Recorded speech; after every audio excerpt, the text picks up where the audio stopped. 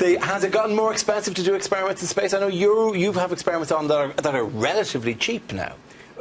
Space is getting cheaper. I mean, if you want to send people, it's still expensive. But we can see here a couple of pieces of hardware.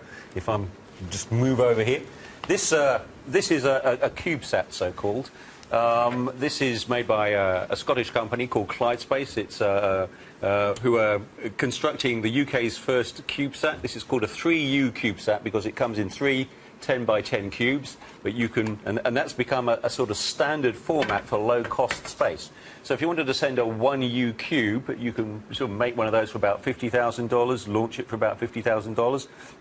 This is a plastic mock-up of an experiment that I'm sending to the International Space Station. It's an international experiment, Australian kind of ISU collaboration. This is plastic. The real one's going to be metal. This also goes inside a 10 by 10 container. And again, you can do sort of science with this. This is a fluid droplet experiment for, again, about $100,000, whereas in the past, to do that sort of equipment would have, taken, probably $500,000. So we're in an age where space is getting cheaper and therefore more democratic. More people can do things more easily.